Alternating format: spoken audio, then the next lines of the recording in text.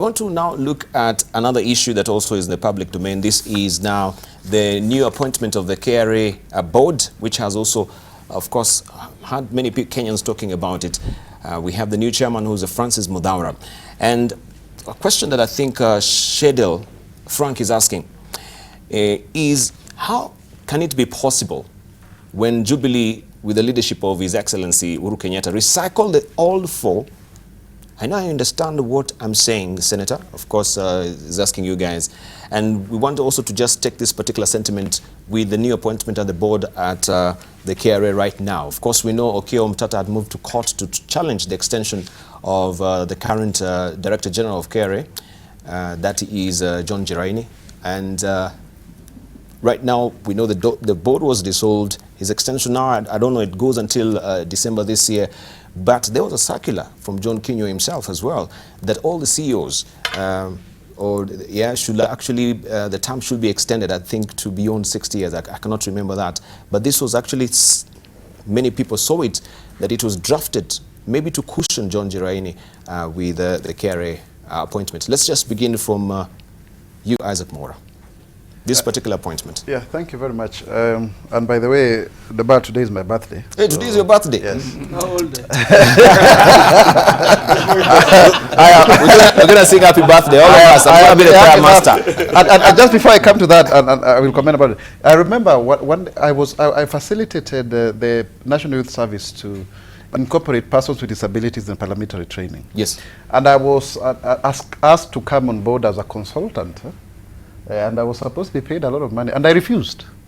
I said, this I am doing as a national duty. And I'm very glad today that I never got into that. Maybe my name would have been one of those people who are mentioned. Because you have also to have, national values. Because they kept on telling me, oh, sign this contract, and I refused. It is good to declare some of these things, that people must not take advantage of the public office. And I think that is the same thing about these appointments.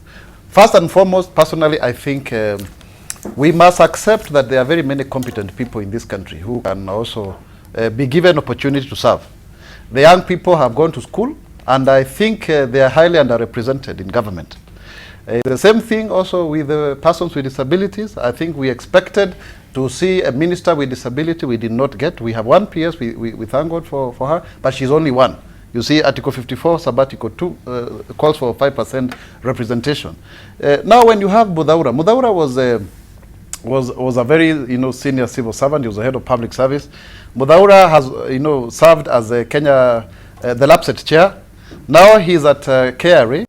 KRA has missed its targets. Waweru did a very good job under Kibaki, and I wish it was him who was made the chair. Giraini has even refused his own staff to be done for audit in terms of lifestyle audit. You see, so it's not a new blood. I don't think so personally, and I stand to say very categorically that this is a disappointment on the part of Kenyans. Kenyans expected to see more new faces. And let it not be a club of old wazees, who are in office past 60 years, and now they are also trying to create opportunity, because there are many qualified Kenyans and Kenyans of integrity. Because what we ask ourselves is this: what is the value that we are getting in having some of these people extensively being in the public service long after they have retired? It means that we are denying opportunity for new talent and new thinking, which may actually help us in confronting this, mongrel called corruption that we are dealing with. All right, let's hear from Otiende, that particular appointment. This KRA issue, there's intrigue. The constitution under which we operate presupposes that any information held by the state which is of interest to the citizen will be disclosed to the citizen. The goings-on in KRA fit the definition in Article 35 of disclosure of information. And so it would have been good if we knew the real goings-on. As it is, we know they are goings-on, but we don't know what they are. And that is why, therefore, we must speculate. The information I have based on media reports is that there was a board at KRA. This board had determined that the Commissioner General had reached his retirement age of 60, had served his 2 terms, and therefore needed to retire. This board had also concluded that they needed to replace him, but it appears from the media report that they were targeting who to replace him with. And this board therefore immediately recommended that he proceeds on leave pending retirement. It appears that that is when the president stepped in to save him, and therefore two things happened. One, the question of retirement at 60 and the maximum of 2 terms was changed by administrative directive of the head of public service to protect others, but primarily it appears the Commissioner General. 2, that the board then was disbanded, not the whole board, but part of the board, including the chair. That is my understanding, and that invites a number of comments. 1, to the extent that the board appears to have intended to replace him, to remove him and replace him with persons sympathetic to the deputy president's course in 2022, because that is my understanding, then the board was clearly wrong. Because Article 73 is very clear. Any position must be filled on the basis of competition, integrity, merit, and all those other things. Yes. So they could have been wrong. But was it therefore right for the president to disband the board to prevent them from doing that? I think that action is also wrong because it circumvents the law. You cannot undermine a board or an entity which has lawful authority and then you backdate their disbandment to a period before. Because as I understand, they were disbanded, but it took effect like 4 or 5 days earlier, so that the decision they made subsequently was ineffective in law. You cannot keep circumventing the law. To change the law, to change the age of retirement and the 2-term limit is circumventing the law to suit the Commissioner General. To try and fit a successor who is sympathetic to a given presidential candidate is to bend the law. But equally, to disband a board and backdate it so that the decision does not take effect is also circumventing the law. The second major thing here is this, that I think the president's action forgets one thing which we have now tended to forget. We have tended to forget that Article 73 of the Constitution requires that in filling public position, public offices, it should be competitive, it should be open, it should be on merit, and it should be spread wide. But we have almost accepted that many of these offices, either appointed by the president or by a cabinet secretary, can just be filled and you just read in the newspaper that so and so has been filled, has been appointed. That is wrong. But the third thing is what Senator Isaac Muthaura talks about.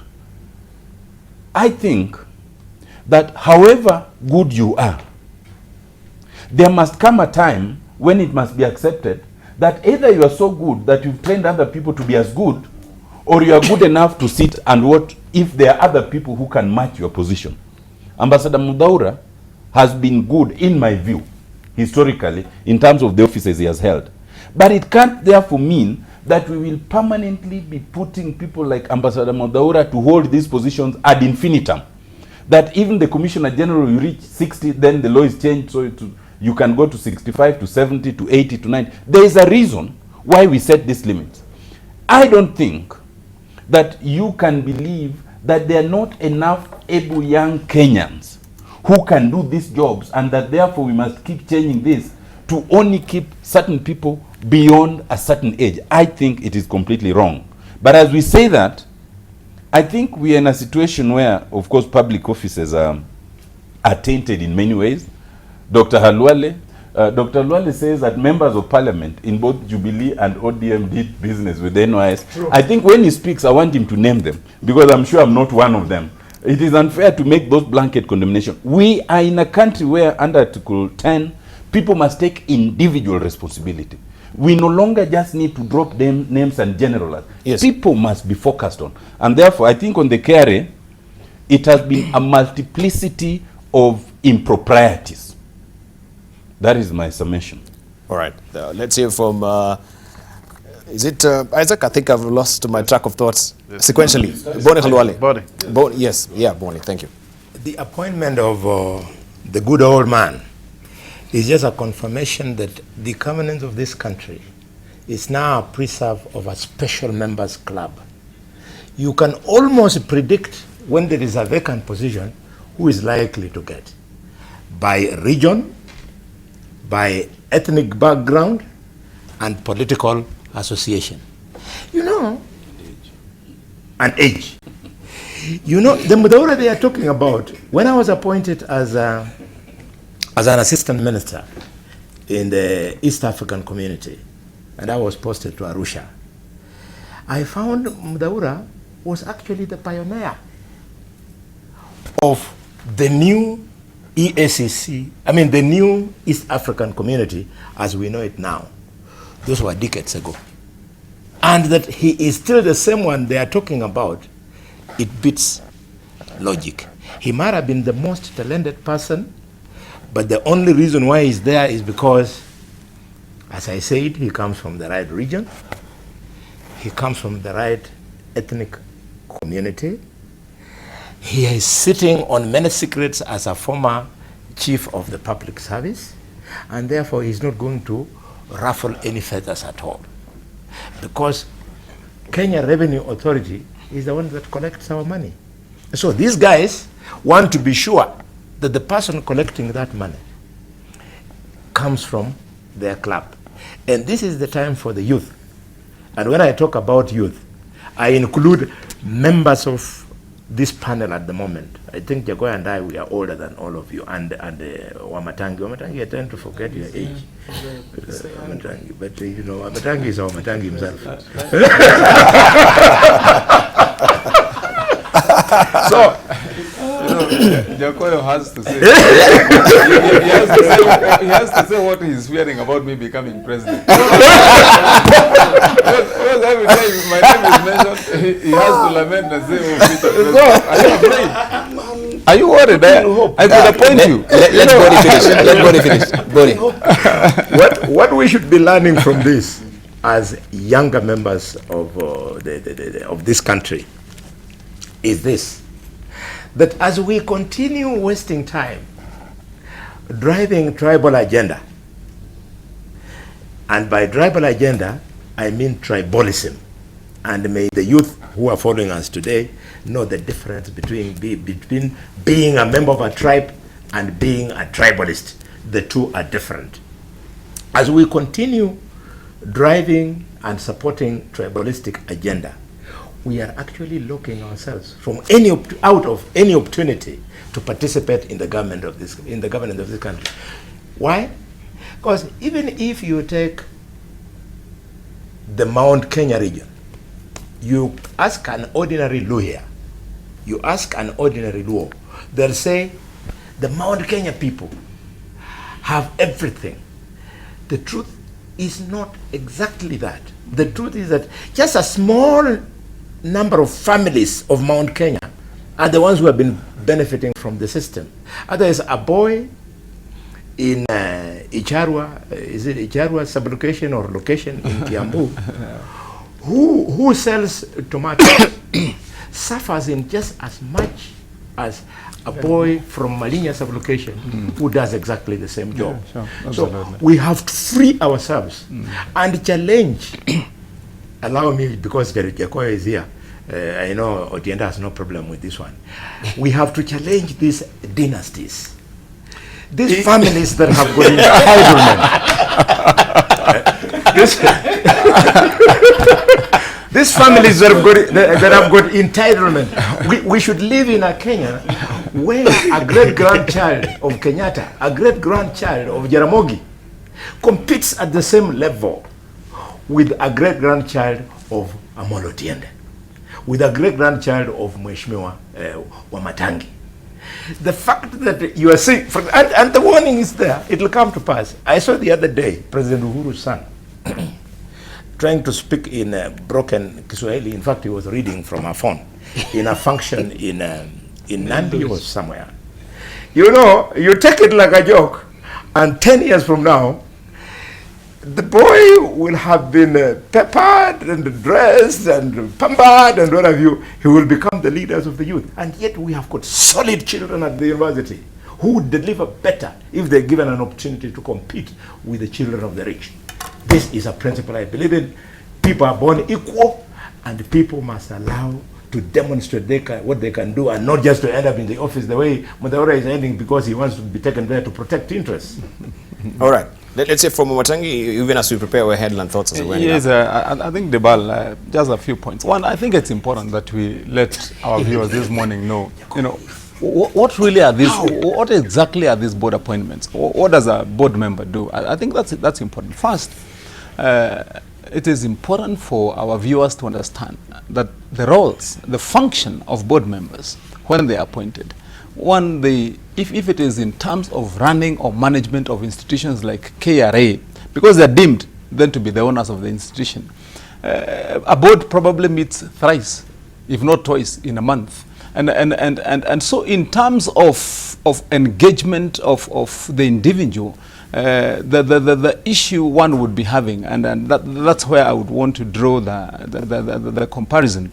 Would we be looking at board appointments as better or good destinations for our young people, for our youth? And I would say yes and no. And my major would be a no, because let's capture this well. Let's capture this well, because in board appointments, what you expect to see in that spectra of the people who have been appointed is really experience, probably training, accumulated knowledge within management or learning of institutions, and maybe professionalism or profession. I'm not saying that our young people should not be in these boards. Yes, they should be. But the spread of the knowledge, the experience, the institutional memory should be captured in that board. That's really what a perfect board should be like. And thirdly, you see, one of the abuses that has been occurring is this, Debarl, that you find there are some boards that are appointed, and virtually when they're running those institutions, they're not supposed to be having 3 or 4 meetings every week or 5 weeks, because you find they're supposed to be paid either honoraria or allowances when they meet. And when you're being paid that amount, for example, 20, 30, 40,000 when you're meeting, if you meet 4 or 5 times in a week, 2 weeks, then you are drawing the resources of that institution as you should not. Thank you. And so, finally, in looking at whether the appointment of somebody like Muthaura would be befitting in an institution like KRA, if the entire composition of the board reflects the wide latitude, the wide difference in our community, in our experienced people, including the youth, then why wouldn't it be there? If especially they follow the law. Thank you. Let's wind up. Jacomidio, briefly. It's winding up. Debarl, I have no problem with appointment of Muthaura. I'd rather, especially in respect to age, I'd rather an 80-year-old Muthaura who wakes up and goes to work. He has good work ethic. I'd rather have Muthaura than have the youth that Bonnie is saying and the likes of the thieves of NYS. Let me just tell you, the only problem I have, I believe KRA should have an executive board, because it's our bread and butter. Right. So what should happen is, when we are going to have the reforms, we need to look at the institutions, because the president cannot wake up. In fact, I do not believe Kenya has the powers in law to issue a circular extending anybody's privileges. So I think the reason why we are calling for reforms is because I think there are areas we never dealt with properly. So we need to deal with them. Lastly, I think it's also good on that for the president to have been sensitive. Thank you. Because Muthaura and Jirani come from the same region. I don't think it is fair to Kenyans. That is part of the things Kenyans are angry about. But very lastly, Debarl, the assertion or the assertion by Honorable Boni Halwele that ODM MPs were involved in NYS. I was the deputy minority leader. I was never involved. I know my friend Muthaura, whom we are saying has integrity, was never involved. He was an ODM MP. It is good to put it that way, so that But you earlier said here that there was some. No, we're winding up. I mean, unless thank you. Let's not raise that debate. We start for time. We had this debate here, all right. and you I have not emphasized said Thank they you. were not involved. I have not This is the issue. I have not said they were not involved. I have said I was not involved, and I know Muthaura was not involved. Okay, let's rest it. Thank you. Thank you very much. But I was the leader of Jacoyo. ODM in Parliament. All right, thank you, Jacob. We are winding up, and I want to hear from you, Isaac Muthaura, briefly, because the head of civil service, Joseph Kinyua, we know that he's scrapped age and term limit of the chief executive officers of state corporations to allow top civil servants to work beyond the mandatory retirement age of 60. And of course, this move was interpreted to actually be seen like it was tailor-made to keep Njireni in office, especially given that Kinyua stopped KRA, of course, a board meeting held in December that sought to send him on a terminal leave. And now here, we don't know now what is happening with his term. I think with the dissolving of this particular board and the appointment of this particular new board. Very briefly, as we're winding up, please. Debarl, let me comment and say there's a young man called Samson Gengi who came up with a very innovative technology under KRA, which would have netted capital, tax on rent.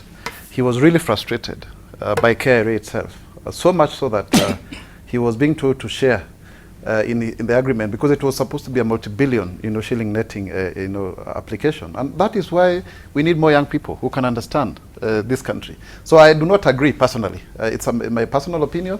I believe young people must be given opportunity to serve this country. I've just turned 36 today. I believe we have many people who can serve in those positions. And also finally, wacha nijipigie debe kidogo, Debarl. I was nominated as a champion on persons with disabilities in the Daima Trust Ward. I asked Kenyans to vote for me, 22818, so that we can encourage people who would want to believe in good leadership. Thank you. Thank you. All right, Atena Mono, very briefly. I didn't know we are now campaigning, but I wish you well, my brother. You need to pay for using this platform to actually solicit. Clearly, I wish you well. Debarl, only two things. One is we have had all these debates about criminal culpability. That is about the law and due process. It is time as Kenyans we start asking, when will anyone take political responsibility for certain wrongs, which is not about crime, but the political responsibility.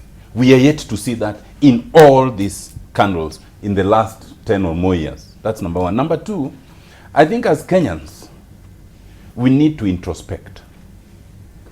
We need to ask ourselves, would you vote a person based on their integrity and not based on the money, not based on their tribe? Would you vote an MC, an MP, a governor or a president who does not give you any goodies or money, but who promises to abide by the requirements of Article 10, Article 73, and others in terms of being a servant? Thank you. That's what we need to ask ourselves. Bonnie, lastly, very briefly. My thoughts are on Chapter 6 of Leadership and Integrity. Kenyans, behind every corruption scandal, there is a politician, there is a lawyer, and there is an accountant. All people who do not happen to arrive in those offices by accident. Mm-hmm. You don't become a lawyer by accident. Thank you. Not even an accountant. And therefore, I want to appeal to these three people I've named: politician, lawyer, and accountant. Is this the culture you want to grow in this country? Where a small girl, using whatever talents that she has, other than mental, she ends up reminding us of this kind of opulence.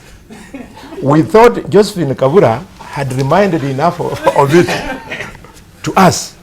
Thank you. We are aiding this, we responsible people, and in the process, our country is going to become a failed state unless we fix this culture. All right, we want to wind up right now, and we'll be remiss if we also don't sing for Isaac Muthaura. Happy birthday today. I'll use my, of course, musical skills today. Yes. Bonnie will give us the bass. Jaco will give us the soprano.